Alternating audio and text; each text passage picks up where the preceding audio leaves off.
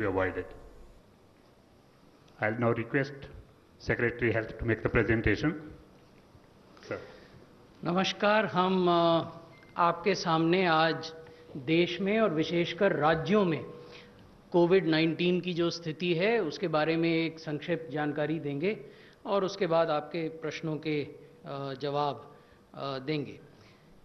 इस सप्ताह की जो 5 मुख्य बातें हैं वो ये हैं कि अब तक हमने 50 लाख से अधिक टेस्ट कंडक्ट कर लिए हैं। विश्व में अब केवल एक ही देश है जिसने कि हमसे ज़्यादा क्यूमुलेटिव टेस्ट्स किए हैं। पिछले 24 घंटों में 11 लाख से ज़्यादा टेस्ट देश में किए गए। 11,72,000 टेस्ट पिछले 24 घंटे में हुए। ये अपने आप में एक रिकॉर्ड है। रिकवर्ड पेशेंट्स जो हैं, जो लोग ठीक हो गए और भले चंगे हो गए, उनकी संख्या अब 29 लाख से भी अधिक हो गई है। 29,70,000 के लगभग पेशेंट्स हैं जो रिकवर हुए हैं।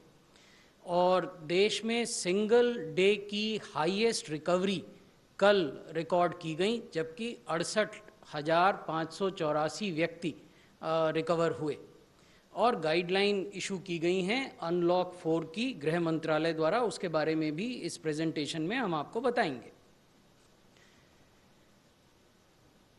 जब हमने अप्रैल माह में आपसे बातें की थी, उस समय जो हमारी टेस्टिंग का नंबर था वो लगभग 10,000 हुआ करता था। मई में वो बढ़कर 10 लाख हुआ, 10 जून में बढ़कर 50 लाख हो गया, और आज जब हम आपसे बात कर रहे हैं तो देश में 4 करोड़ 50 लाख से ज़्यादा टेस्ट किए जा चुके हैं।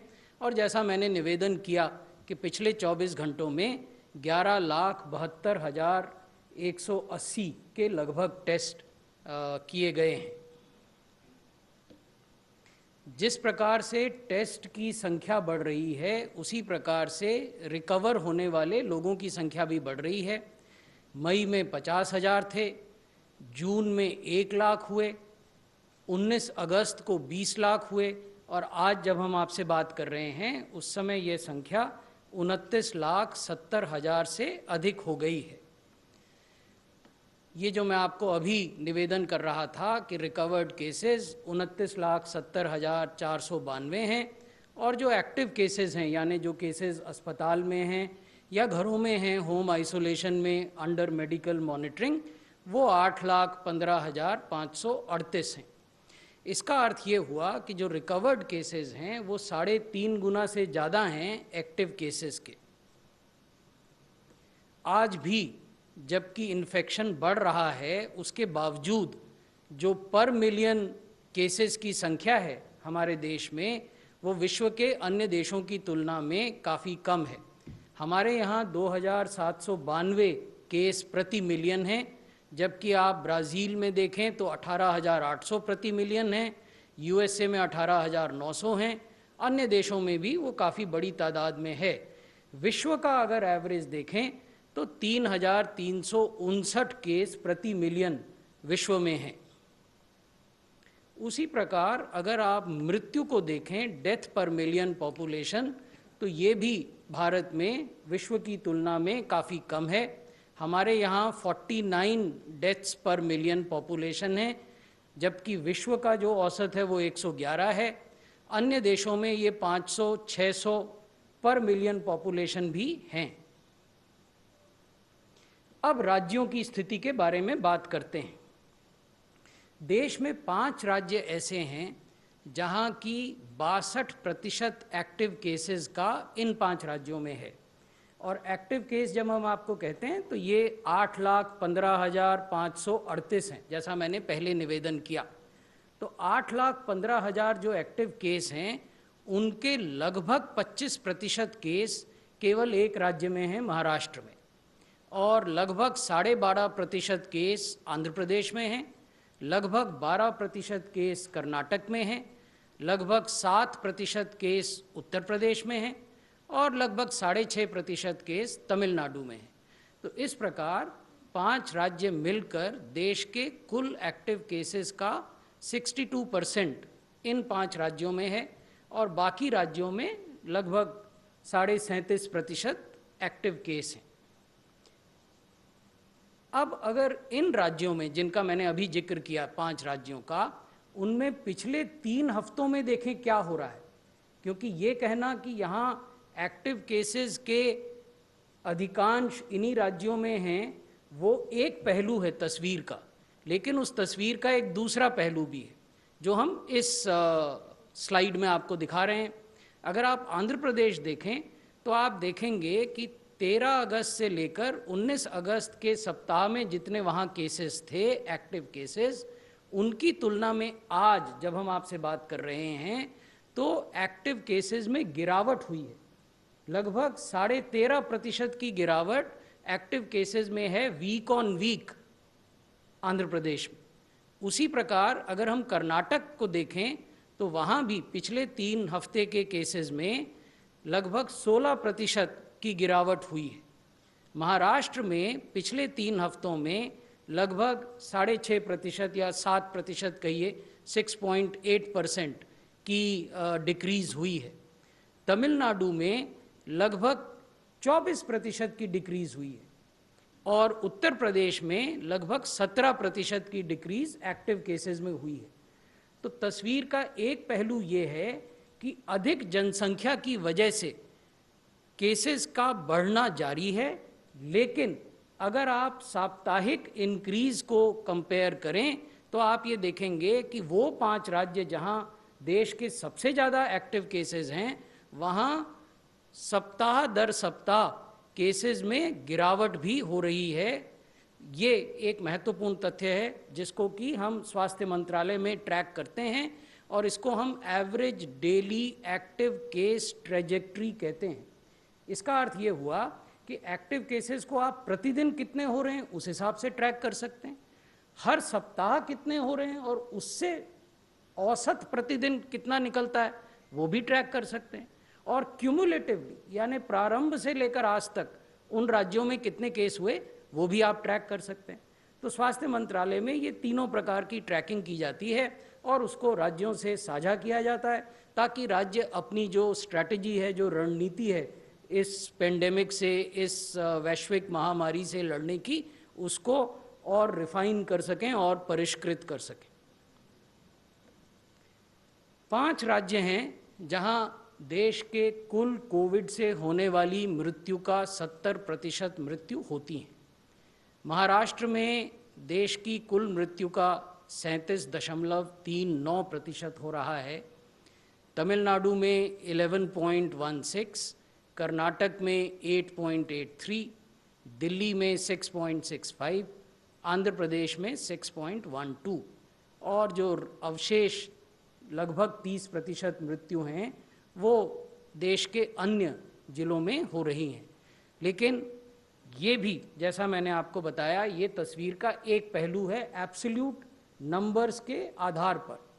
If we look at the total number of deaths caused by COVID-19 in the country, then these 5 states account for 70% of total deaths, but that is the accumulated number.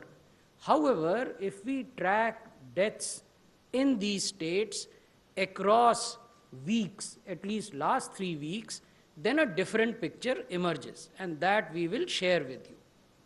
ये है औसत प्रतिदिन की केस फेटेलिटी ट्रेजेक्ट्री जो कि पिछले 3 सप्ताह के आधार पर इन 5 राज्यों में हमने प्लॉट की है। आप इसमें देखेंगे कि 5 में से केवल 2 राज्य ऐसे हैं जहां की साप्ताहिक ट्रेजेक्ट्री में वृद्धि हो रही है। There is a increase in case fatality trajectory which is here tracked on a weekly basis in 2 states only, and these 2 states are Karnataka and Delhi. But we will come to that. Andhra से अगर प्रारंभ करें तो आंध्र प्रदेश में पिछले 3 महीने के आंकड़े हमने आपको डेली केस फर्टिलिटी के, एवरेज डेली केस फर्टिलिटी के दिखाए हैं। वहाँ 4.5% की डिक्रीज़ है, वो कमी आ रही है वहाँ डेथ में। कर्नाटक में लगभग 9.5% की इंक्रीज़ दर्ज की जा रही है। महाराष्ट्र में 11.5% की डिक्रीज़ है।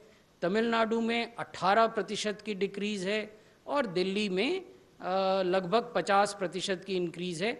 ये 50% इसलिए दिख रहा है क्योंकि अचानक दिल्ली में मृत्यु बढ़ी हैं। आप सब लोग अवगत हैं कि लगातार न केवल एक्टिव केसेस की संख्या दिल्ली में घट रही थी बल्कि मृत्यु की संख्या भी घट रही थी, लेकिन पिछले कुछ सप्ताहों से दोनों पैरामीटर्स पर, यानी एक्टिव केसेस के पैरामीटर पर भी और मृत्यु के पैरामीटर पे भी बढ़ोतरी हुई है। और उसको देखते हुए भारत सरकार के गृह मंत्रालय के नेतृत्व में फिर से दिल्ली सरकार के साथ एक्टिव एंगेजमेंट करके हम कदम उठा रहे हैं। दिल्ली के माननीय लेफ्टिनेंट गवर्नर के स्तर पर भी बैठकें हुई हैं।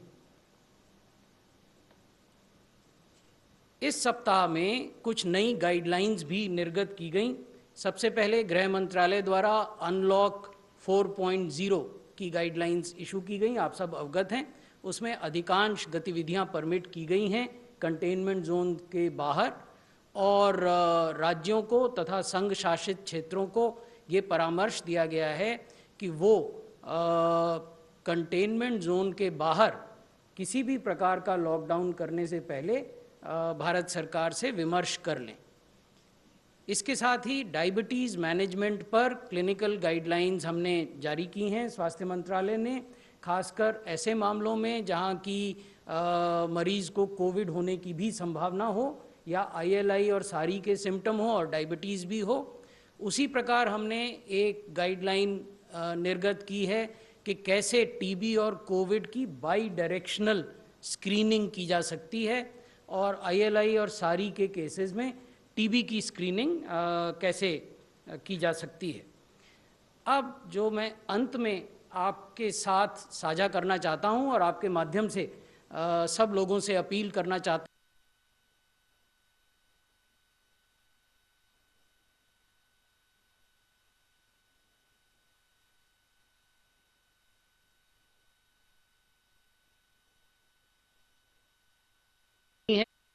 सब परिप्रेक्ष्य में ये जरूरी है कि समुदाय के स्तर पर, समाज के स्तर पर कोविड एप्रोप्रिएट बिहेवियर को न केवल अपनाया जाए बल्कि उसको पूरे जोर शोर से प्रचारित भी किया जाए।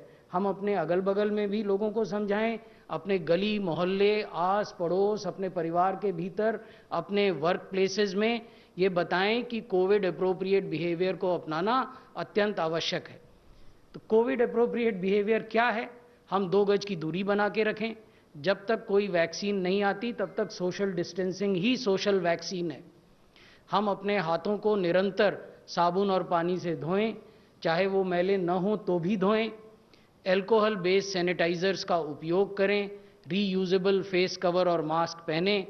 अपने आँखों, नाक और मुंह को हाथ से छूने से बचें। और जब भी हमें खांसना हो या छींकना हो तो अपने नाक और मुंह को कवर करें। तो ये बहुत महत्वपूर्ण है, और ये इसलिए महत्वपूर्ण है कि जब आप आर्थिक गतिविधियां करते हैं या अन्य किसी प्रकार की गतिविधि करते हैं तो लोग एक स्थान पर एकत्रित होते हैं और तब ये आवश्यक हो जाता है कि सब अपनी अपनी सुरक्षा की पूरी जिम्मेवारी लें। बहुत बहुत धन्यवाद। धन्यवाद सर। अब मैं रिक्वेस्ट करता हूँ DG ICMR से, सर आप बोलना चाहेंगे और we can take the questions together. Friends, we can start with your questions. 62. Sir मेरा ये सवाल है कि जो इम्यूनिटी अगर कोई पॉजिटिव होता है उसका ठीक होता है तो इम्यूनिटी कितने दिन तक रहती है, और इसको लेकर कोई सर्वे किया गया है कि कब तक इम्यूनिटी रहती है शरीर में, और वैक्सीन को लेकर अब तक किस स्टेज पर हैं सर, कितने कहाँ तक पहुंचे सर? वैक्सीन के प्रश्न का जवाब DG ICMR दे देंगे। जहाँ तक इम्यूनिटी का प्रश्न है, अलग अलग तरह की साइंटिफिक स्टडीज़ स्वास्थ्य मंत्रालय के संज्ञान में हैं जिनमें ये कहा गया है कि 5-6 महीने से लेकर सालों तक इम्यूनिटी या एंटीबॉडीज़ रहते हैं।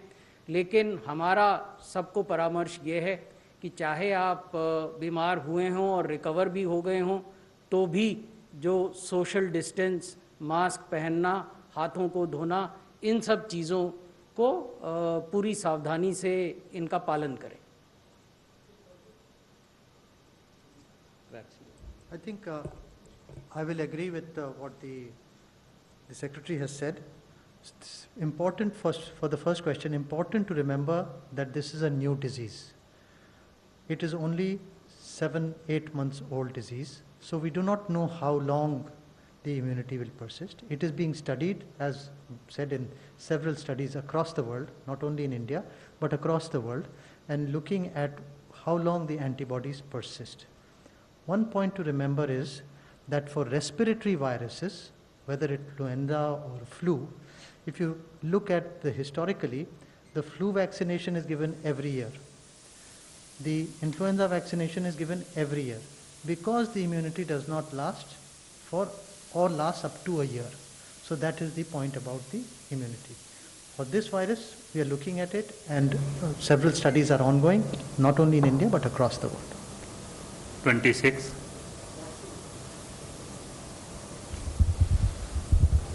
सर नितेंद्र डीडी न्यूज़ से बोल रहा हूँ। कई ऐसे एसिम्प्टोमेटिक पेशेंट हैं जो अचानक उनकी डेथ हो रही है, और हैदराबाद के एक इंस्टीट्यूट जो गवर्नमेंट के इंस्टीट्यूट है उनका ये स्टडी है कि एसिम्प्टोमेटिक पेशेंट में वायरस लोड ज़्यादा है, तो ये कितना गंभीर खतरा है?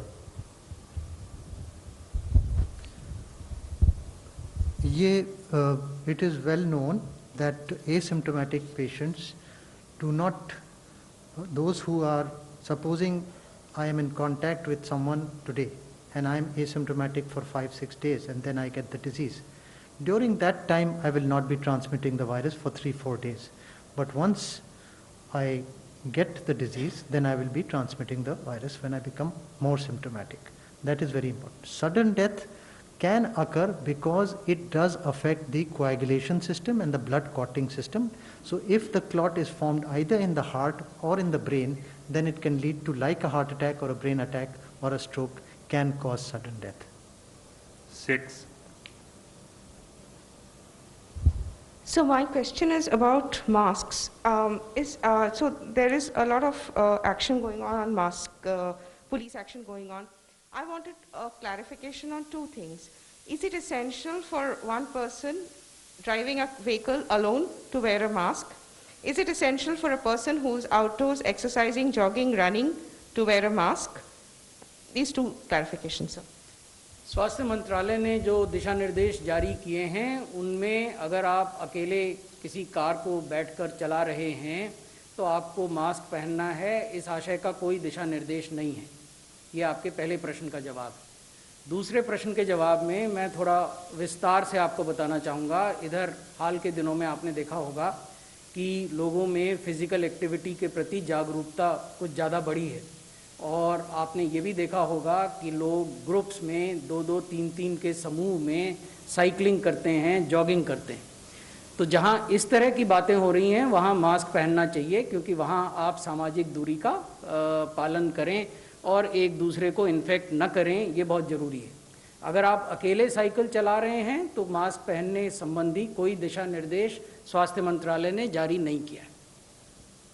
सर एक ऑनलाइन क्वेश्चन है, when daily positive numbers are increasing, why is the government opening up different activities under the unlock? Daily positive numbers are increasing, there is no doubt about it, but then these numbers have to be seen in the context of the total population of India. We are the second most populous country in the world. We are conducting on an average 9.5 lakh tests every day, which was not happening at least a month and a half ago. Yesterday, in the last 24 hours, we conducted 11,70,000 tests.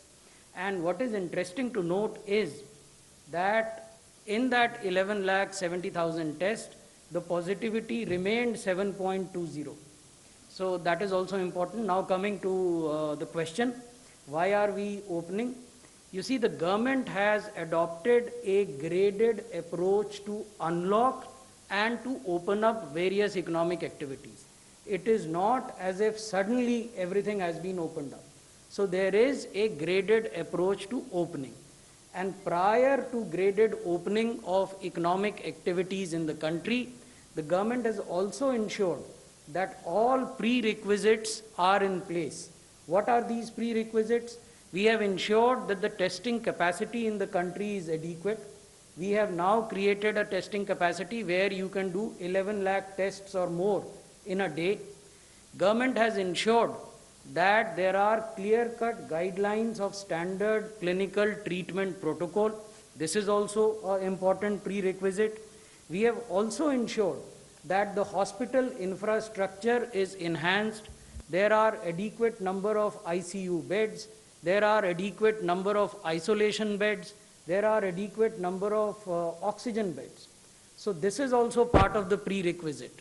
So testing, hospital facility, clinical protocol, all these things have been firmed up, have been shared with the states, and only then the government has gone in for a graded opening of economy. At the end of the day, the government firmly believes that while lives are important, livelihoods are equally important. ये क्योंकि महत्वपूर्ण प्रश्न है तो इसलिए मैं इसको हिंदी में भी समझाना चाहूँगा। केंद्र सरकार की जो अप्रोच रही है ओपनिंग के प्रति, वो एक ग्रेडेड अप्रोच रही है, और ग्रेडेड अप्रोच के तहत ही देश के विभिन्न आर्थिक गतिविधियों को खोला गया है, समय समय पर, एक साथ नहीं। इस ग्रेडेड अप्रोच के तहत सबसे पहले केंद्र सरकार ने राज्य सरकारों के साथ मिलकर ये सुनिश्चित किया है कि देश के हर हिस्से में टेस्टिंग कैपेसिटीज़ पर्याप्त मात्रा में क्रिएट हो जाएं। आज हमारे पास 11 लाख से अधिक टेस्ट प्रतिदिन करने की क्षमता है। केंद्र सरकार ने ये भी सुनिश्चित किया है कि जो अस्पतालों का इंफ्रास्ट्रक्चर है, चाहे आइसोलेशन बेड्स हों या ऑक्सीजन युक्त बेड हों या क्रिटिकल केयर ICU बेड्स हों, उनकी भी पर्याप्त व्यवस्था हो जाए। केंद्र सरकार ने ये भी सुनिश्चित किया है कि मरीजों को किस प्रकार से क्वालिटी ऑफ केयर या स्टैंडर्ड ऑफ केयर दिया जाएगा, उसका एक स्टैंडर्ड क्लिनिकल ट्रीटमेंट प्रोटोकॉल हो। ये सब चीज़ें सुनिश्चित करने के बाद ही ग्रेडेड तरीके से ओपनिंग की गई है। तो ये ध्यान में रखने की बात है। हमारा ये मानना है स्वास्थ्य मंत्रालय में और केंद्र सरकार में कि जीवन महत्वपूर्ण है, लेकिन जीविका भी उतनी ही महत्वपूर्ण है। धन्यवाद sir. Number 11। My first question is to the Secretary of Health. Sir, I my think question only is, one question, please. Just one question. This is the last number Okay. of yeah. Sir, if we look at the data of the way and the number of tests that are being conducted, if we look at the overall data, until 2 months ago, 98% of our tests were RT-PCR tests. But now if we put these figures together, 56% of the tests are RT-PCR tests, while 44% are antigen tests. So at a time when we are increasing higher and higher number of new cases, why are we not using the gold standard, the RT-PCR tests more? Why are they decreasing? From 98%, it's down to 56% now. Thank you, sir. I will give you some preliminary information, and then Dr. Bhargav can supplement. One, it depends on which are the months that you are using to compare. For example, and at times, the choice of months tends to color the narrative. I am being blunt about it. There was a particular period in the country when no rapid antigen test was available. So if you are using data of, say, March and testing data of March or April and comparing it with testing data of August, then obviously you will find an acute difference, because RT-PCR test was available in March and April, rapid antigen test was not available in March and April. So that is one thing we must, guard ourselves while analyzing these issues. The second important thing is that there is no uniform picture across the country. Let me give you a concrete example. Take Tamil Nadu. In Tamil Nadu, 90% of tests even today are RT-PCR tests. In fact, maybe more than 90%, I am subject to correction, in Tamil Nadu. There are other states where the RT-PCR testing capacity and the TrueNat and CBNat testing capacity is limited. So therefore, in those states, if you have a containment zone or a buffer zone, as a public health manager, what do? You cannot be satisfied with limited testing. ICMR's guidelines clearly lay down that rapid antigen tests are ideal screening tests for densely populated areas, for containment zones, and for buffer zones. So why not use them there? So that is also happening. However, I do admit that there are states where the optimal capacity of RT-PCR of late is not being utilized. We have in the health ministry drawn the attention of those states to the fact that they do have an installed capacity of conducting X number of tests, RT-PCR, and they are doing less than X, so they need to scale up their RT-PCR testing. Dr. Bhargav, would you want to supplement?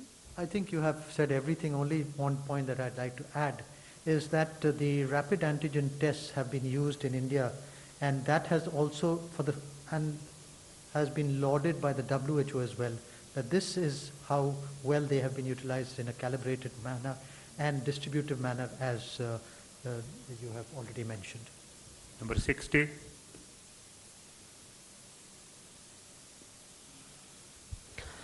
Sir मैं आपसे एक सवाल ये पूछना चाह रहा हूँ कि हम देख रहे हैं जैसे जैसे टेस्टिंग बढ़ती चली जा रही है वैसे वैसे नंबर ऑफ पेशेंट्स भी बढ़ते चले जा रहे हैं, यानी कि जो संक्रमित लोगों की संख्या है वो भी बढ़ती चली जा रही है।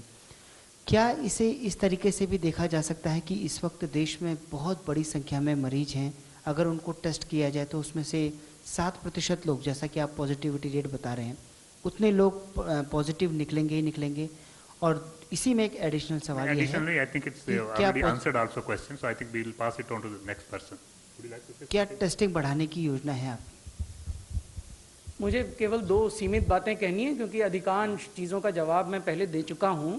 पहला तथ्य जो मैं आपके संज्ञान में लाना चाहता हूँ वो ये है कि जैसा मैंने कहा कि हम किसी भी पैरामीटर को, चाहे वो मोर्टेलिटी हो, पॉजिटिविटी हो, एक्टिव केस हो, उनको क्यूमुलेटिव आधार पर भी ट्रैक करते हैं, उनको वीकली साप्ताहिक आधार पर भी ट्रैक करते हैं, और उनको प्रतिदिन दैनिक आधार पर भी ट्रैक करते हैं। ये इसलिए आवश्यक है कि अगर आपको अपनी स्ट्रैटेजी को डायनेमिकली रिफाइन करना है इस पेंडेमिक से जूझने के लिए, तो ये आवश्यक है कि आप किसी भी पैरामीटर को दैनिक, साप्ताहिक और कुल आधार पर लगातार देखते रहें और राज्यों से और संघ शासित क्षेत्रों से उसको साझा करते रहें। तो इस परिप्रेक्ष्य में आप ये देखेंगे कि आज से 2 महीने पहले तक हम लगभग 3-3.5 लाख टेस्ट हर दिन करते थे। अब पिछले 24 घंटे में हमने 11,70,000 टेस्ट किए। जैसा मैं पहले निवेदन कर चुका हूं कि जब हमने 11,70,000 टेस्ट किए तो हमारी दैनिक positivity, daily positivity, that is yesterday's positivity, is 7.2%। अगर आप क्यूमुलेटिव पॉजिटिविटी देखें, जब से ये इन्फेक्शन भारत में शुरू हुआ तब से लेकर आज तक जो टेस्ट हुए और जो पॉजिटिव निकले, वो पॉजिटिविटी 8.4% है। अगर आप वीकली पॉजिटिविटी देखें तो जो वीक अभी खत्म हुआ लास्ट वीक, उसमें ये 8% थी।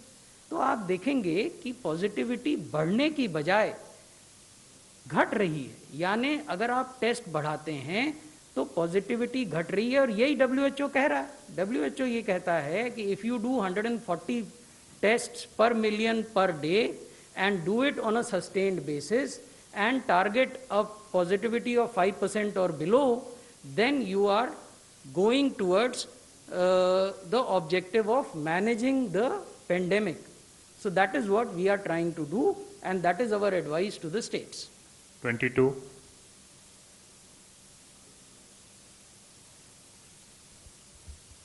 सर मैं पवन हूँ, दैनिक भास्कर से इधर। सर ये जो डेली आप लोग जो फिगर देते हैं कि 70,000 या 68,000 लोग रिकवर हो गए, उसमें सर कहीं ये मेंशन नहीं होता कि कितने लोग हॉस्पिटल में हैं और कितने लोग होम आइसोलेशन में हैं। मेरे पास 3-4 एग्जांपल्स हैं, मैंने कुछ पेशेंट से बात किया है, उनके पास कोई फ़ोन नहीं आता है। अगर 7वें या 10वें दिन वो हॉस्पिटल में एडमिट नहीं होते हैं तो उनको एज्यूम कर लिया जाता है कि वो ठीक हो गए हैं। सॉरी, बिकॉज अगर आपने कॉन्टेक्ट किया होगा 5 से 7 लोगों को कांटेक्ट किया होगा, यहाँ लाखों की बात हो रही है सर। नहीं, मैं तो फिगर पूछ रहा हूँ सर, जो डेली फिगर देते हैं अगर उसमें ये मेंशन है कितने हॉस्पिटल में थे और कितने घर में। जानकारी हम आपको अलग से दे देंगे, ये जानकारी हमारे पास रहती है, हम ट्रैक करते हैं। आपके पास है? जी। Number 20.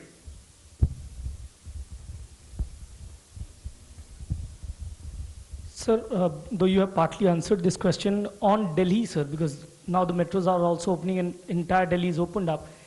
Is this the second wave or peak, whatever we say? And sir, the point is, what is the reason that we are witnessing this case rise in Delhi? And Dr. Bhargava, when is the sero survey coming? I think it is applicable to all, like, be I specific think to the zero question. surveillance you can answer. Answer this also, why the cases, basically, as zero survey part is, the first zero survey was done in April, May.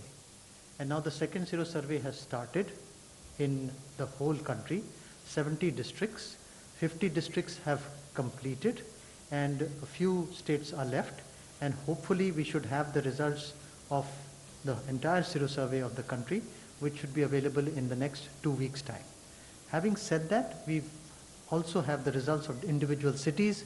For example, Delhi did 2 zero surveys, the third zero survey is now being completed.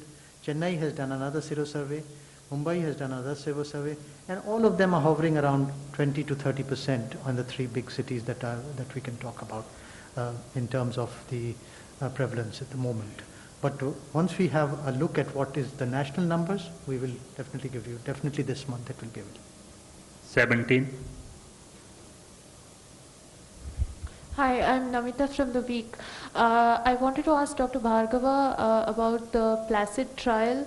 Plasma therapy is being controversial, it's being debated, the FDA gave the emergency approval. So what is your understanding? Does it work? Does it not? Thank you. So the PLACID trial was a trial which was conducted, which is the world's largest trial, conducted on 450 patients, where 225 patients were given plasma and 225 were not given plasma with moderate disease. And we looked at whether there is progression to severe disease or mortality. The results, this was done in 39 hospitals across India, and they have looked at 28-day mortality, and the final results are being compiled and have been communicated, and hopefully we should have the results out in this week or early next week. 45.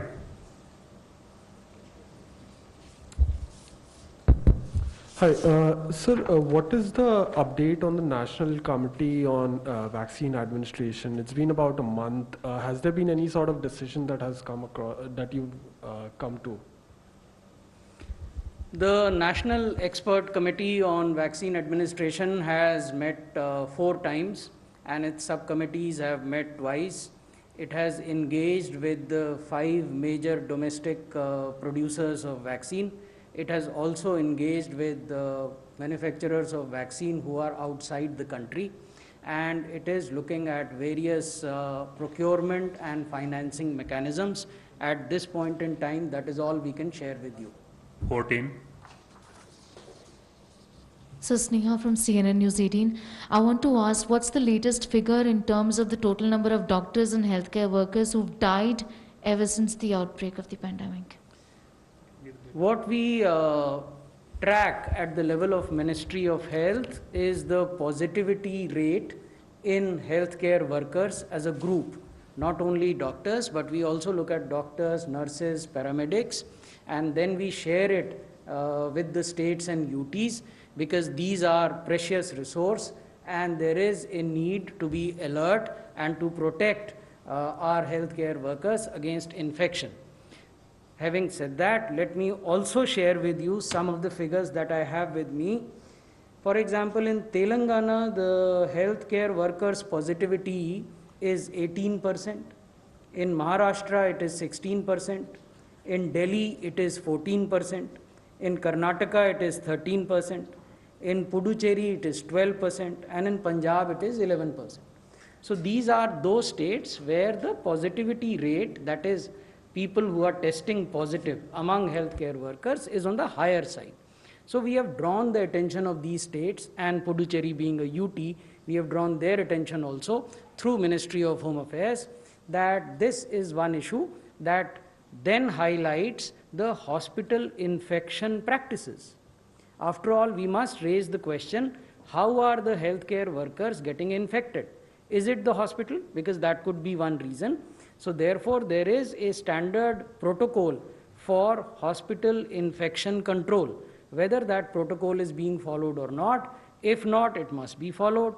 Then whether adequate protection is being taken by these healthcare workers, that is donning and doffing of PPE, We have also issued a SOP on that. We have recommended a buddy system where you have group of 2 nurses or 2 doctors where one sees the other whether the PPE has been correctly donned or doffed. So that is another issue. We have also drawn the attention of states and UTs to the localities from where these doctors and nurses and support staff are coming to the hospital. If they are bringing infection from those localities, then we need to decide whether those localities have been contained or not. In case there is a need for containment or declaring them as buffer zone, then that must be done. So there are SOPs in place and we insist that they be complied with. Last question, 56.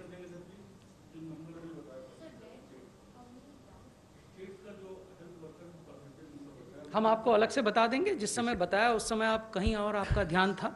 I think instead of repeating this one, we'll give you the separate one. Last question, 56 already. Sir इधर ब्रह्म प्रकाश Dubey ji news से। Sir मेरा सवाल दिल्ली को लेकर है कि दिल्ली में अचानक से केसेस का बढ़ना, क्या बीच में टेस्टिंग कम हुई इसकी वजह से केसेस अचानक बढ़ने लगे हैं? और दूसरा, कितने राज्य हैं जो कोरोना मुक्त हो चुके हैं? ऐसे भी कोई राज्य हैं? दिल्ली के बारे में हम केवल ये आपको बताना चाहेंगे, हमने पहले भी निवेदन किया कि दिल्ली में एक्टिव केसेस की संख्या में बढ़ाव और मृत्यु की संख्या में बढ़ोतरी को देखते हुए केंद्र सरकार के गृह मंत्रालय के नेतृत्व में हम दिल्ली सरकार के साथ इंगेज कर रहे हैं। हमने संवाद उनसे किया है, क्या क्या गतिविधियां नहीं की जा सकती हैं उनके बारे में भी बात हुई है। माननीय उपराज्यपाल महोदय के स्तर पर भी हाल में ही एक बैठक हुई है जिसमें कि ICMR ने, all India institute of medical sciences new Delhi ने और मंत्रालय ने तथा नीति आयोग के सदस्य स्वास्थ्य ने भाग लिया था और हमने उन्हें कुछ स्पेसिफिक दिशा निर्देश दिए हैं। हम आशा करते हैं कि अगर उन दिशा निर्देशों का पालन पूरी प्रभावी तरीके से होगा जैसे पहले किया गया था, तो जरूर हम नए केसेस के नंबर पर भी और मृत्यु के नंबर पर भी नियंत्रण पा पाएंगे। धन्यवाद sir. Thank you friends, thank you very much.